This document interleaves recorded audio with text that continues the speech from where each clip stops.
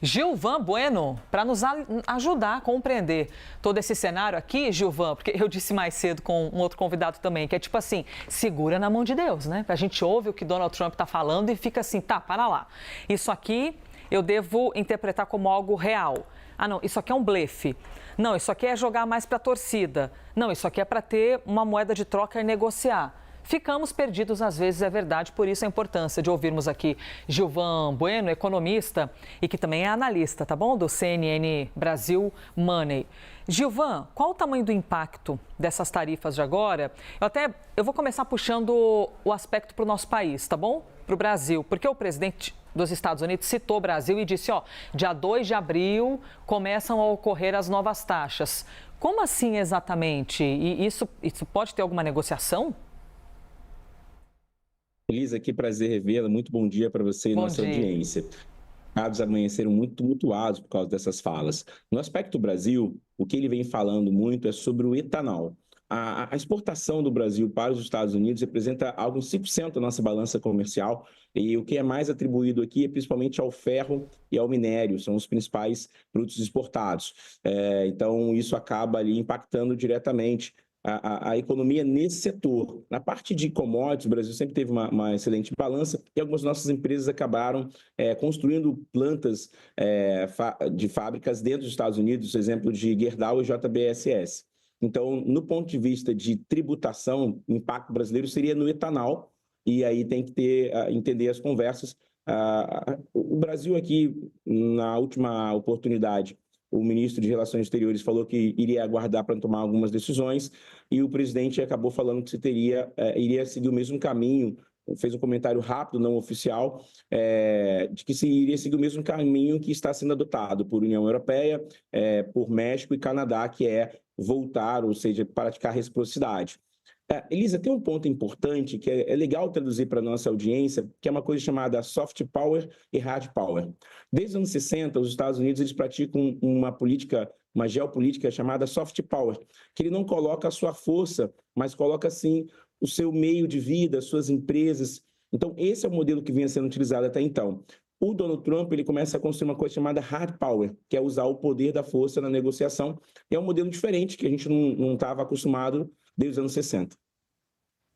Gilvan, trazendo aqui o olhar para Canadá e México, tá? Para a galera que está ali na fronteira com os Estados Unidos. Eu particularmente fico um pouco confusa e é muito bom. Eu digo que eu sou uma oportunista, que eu só escolhi ser jornalista porque eu teria oportunidade de perguntar. E perguntar é bom demais.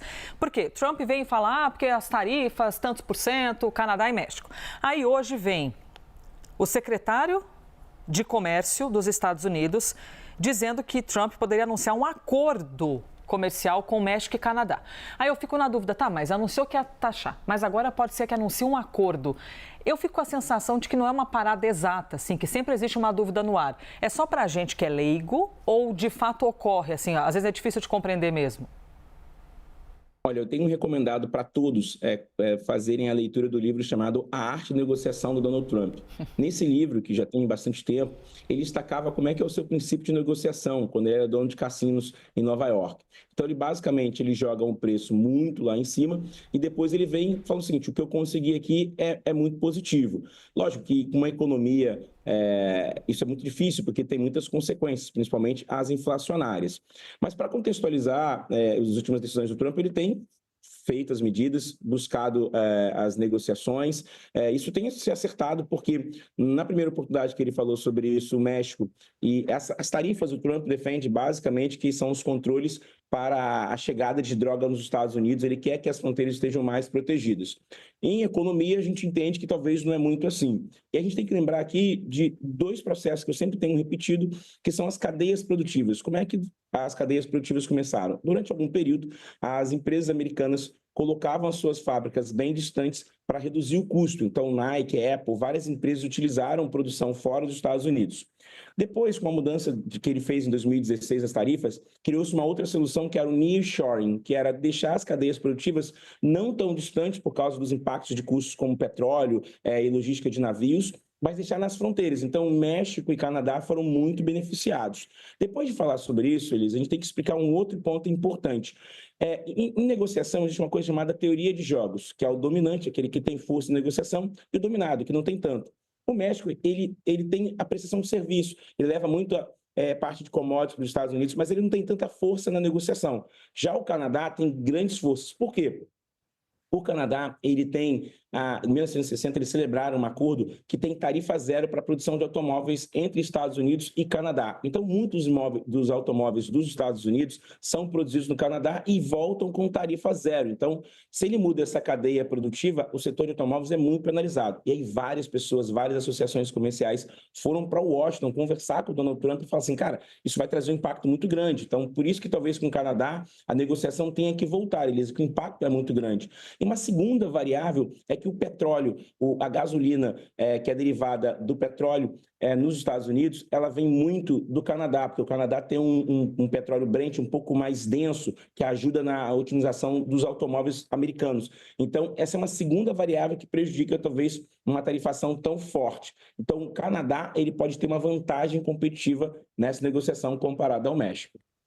Nessa remodelação do tabuleiro, né? Porque eu abri o jornal dizendo assim, o que será do amanhã, responda quem puder, né? Esse samba a gente consegue adaptar bem, porque você não consegue ter certeza dos efeitos de Donald Trump. Mas se você tem retaliações aqui, encarecimentos ali, naturalmente os países vão encontrando maneiras de sobreviver. Aí eu quero trazer a China para a conversa. Até trazendo aqui uma pegada, tem uma matéria em nosso site, vou pedir aqui a gentileza, um instante da retirada da imagem do Gilvan, mas para fazer-te uma pergunta, Gilvan. Guerra comercial. China vai importar mais alimentos da América Latina e da Europa. Eu quero te ouvir, por favor, sobre esse cenário chinês, a resposta da China, a retaliação e de que maneira isso pode acabar desaguando aqui para a gente, né? Porque se compra menos deles, pode aumentar ainda mais o tamanho desse cliente brasileiro aqui para o Brasil? O Brasil pode ser o grande beneficiado nessa nova janela, como se destacou muito bem, Elisa, tabuleiro geopolítico, as peças dominantes estão sendo alteradas. A China, ela já vinha em 2016. Aí, voltando lá ao tempo, eu adorei que você fez aqui uma introdução para a nossa audiência. Em 2016, quando o Donald Trump assumiu, ele começou isso e ele olhou para uma coisa que o Joe Biden acabou dando continuidade, que foi a ideia do quê? A balança comercial, a diferença entre exportação e exportação entre China e Estados Unidos, beneficiava a balança comercial da China em mais de 200 bilhões. Esse foi o que o Donald Trump falou em 2016 e é por isso que ele volta com essa medida em 2025, porque ele enxerga que a balança comercial é muito favorável para a China e ele queria melhores práticas comerciais aqui. Então, isso muda muito o tabuleiro, só que a China, nos últimos anos, ela criou uma grande malha logística sem precedentes, ela tem mais de 150 portos espalhados pelo mundo onde ela pode desaguar. Ela fez diversos investimentos e aquisições na América Latina. Eu tive no continente africano, na África do Sul, Angola e Cabo Verde e presenciei isso, a China fazendo diversos investimentos no continente africano. E ela acabou, a gente fala que o poder ele nunca deixa vácuo. Então, quando os Estados Unidos foram se retirando de algumas localidades, a China acabou inserindo ali a sua cultura, a sua economia, o seu soft power, como eu destaquei anteriormente. Então, isso trouxe uma vantagem competitiva muito grande, porque a China é muito dominante em alguns mercados. A preocupação, Elisa, é que nesse modelo MAGA que o Donald Trump coloca, que é a América Grande novamente, ele pode abrir espaços para a China acabar assumindo essas posições. Então, a China hoje ela ganha muito poder nessas negociações e muitos estudos mostram que em 2050, 2055, a China pode ser talvez a primeira economia do mundo. Então, o Brasil se beneficia por quê? Porque o Brasil é um grande produtor de commodities, é o quinto maior em extensão territorial, tem um grande mapa quadrilátero de minério, nós temos a maior mineradora em qualidade do mundo, que é a Vale, nós temos a Casa de Pedra da CSN, que produz um aço muito louvável, nós temos a Uzi Minas, nós temos a Petrobras fazendo investimentos muito representativos na parte de petróleo em alta profundidade. Então, a gente tem muitos players dominantes nesses principais cenários, em termos de commodities, produção de soja, produção de carne, com JBSS, com BR Foods. Ou seja, nós temos empresas dominantes que podem atender isso e ser muito beneficiadas por essa nova cadeia logística. Então, a gente vai ter que observar. Eu queria depois te dar a palavra para falar no finalzinho, se me permitisse, para falar um pouquinho de Alemanha, que é um player que está ganhando muita relevância. Mas claro que queremos te ouvir, inclusive falar de dólar um pouquinho. Basília Rodrigues, vem para a conversa, por favor. Oi, tudo bem, Gilvan? Tinha que vir aqui para fazer uma pergunta para você.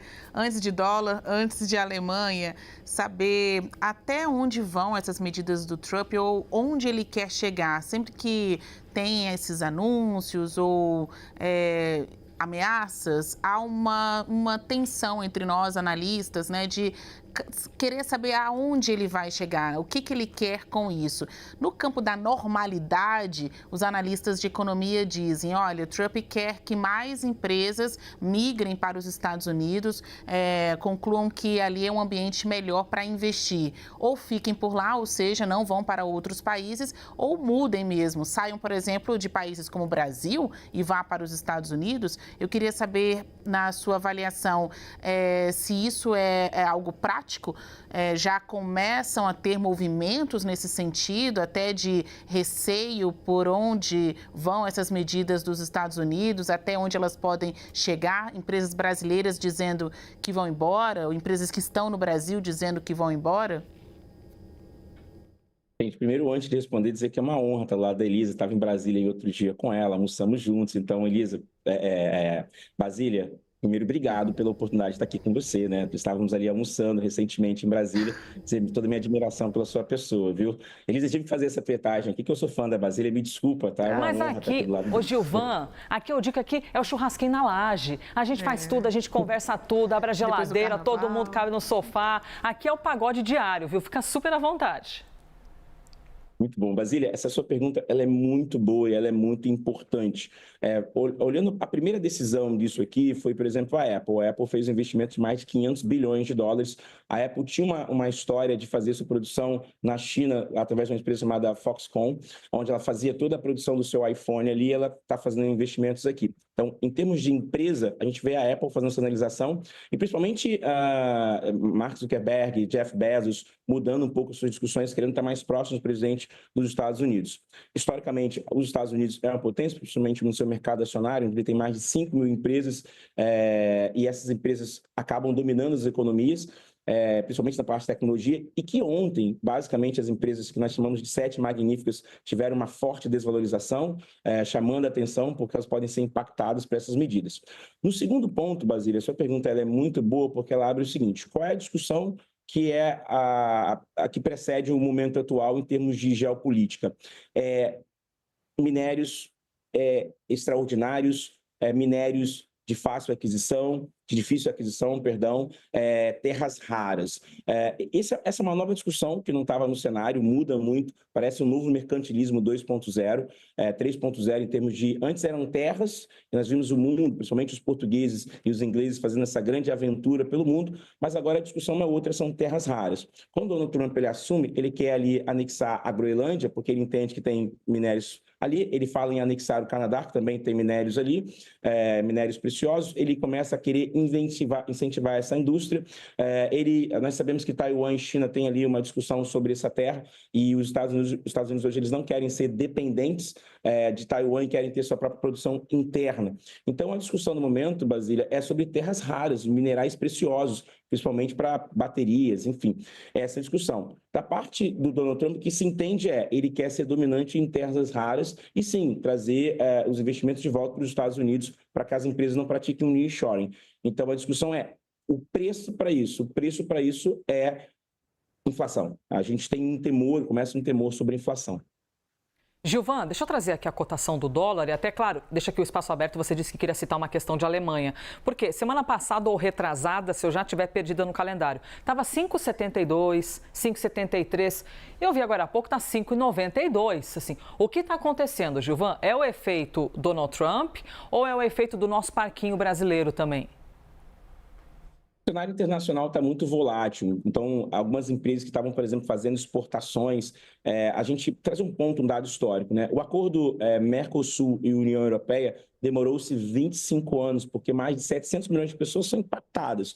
O que tem chamado muitas discussões, principalmente na OMC e outros órgãos, é que essa mudança que o presidente propõe agora, ela não teve tempo para adequação, ela está sendo, como eu disse, no hard power. Então, imagine que a gente estava aqui construindo uma planta fabril, nós estávamos aqui fazendo uma grande importação para os Estados Unidos e, de repente, tudo que a gente calculou em termos de custo, tributos, será impactado na ordem de milhões. Então, isso muda bastante essa discussão no momento, porque um acordo dessa magnitude teria que ter um pouco mais de tempo para adequação. E isso é o que o Canadá foi, principalmente, em Washington, conversar. Então, quando você tem essa mudança e você pode entender que o dólar pode ficar talvez mais fraco ou mais forte, ou muita instabilidade política, o dólar acaba subindo. E tem um ponto importante, é que o dólar, quando a gente tem um sistema econômico chamado Bretton Woods, que foi tirar o ouro como paridade do dólar e deixar o dólar como uma moeda fiduciária com garantia numa expectativa futura, e o que isso trouxe? Isso trouxe um problema inflacionário e o dólar, curiosamente, Elisa e Basília, e nossa audiência, ele é a moeda que regulamenta as commodities. Então, se você entende que vai ter uma pressão nas commodities, você tem uma pressão no dólar, as commodities ficam mais caras e isso acaba gerando inflação. Então, a maior preocupação do mundo, e aí começa a discussão sobre quem vai tomar esse espaço do dólar, ganha muita relevância. Pois é, e o preço, o efeito disso tudo, hein? Nas nossas vidas, tipo quando a gente vai ao supermercado, que as coisas encarecem. Estamos todos conectados, né, Gilvan? Cada um no seu país, mas tá todo mundo no mesmo barquinho, porque tem um vivendo o efeito do outro. Vamos torcer por águas menos turbulentas e menos tempestosas. Gilvan, muito obrigada de verdade, hein, por ter estado conosco aqui na CNN. Eu que agradeço, foi uma honra lá da Basília. Minha primeira vez lá da Basília, estou super emocionado. Elisa, primeira vez? Não, mas então a gente vai aplaudir agora. Cadê, Valdir, nosso aplauso? Pronto. Eu aplaudo vocês, admiração mútua. Obrigada, viu, pelo trabalho. Aplausos por esse encontro. Obrigada, Gilvan Bueno, Basília Rodrigues.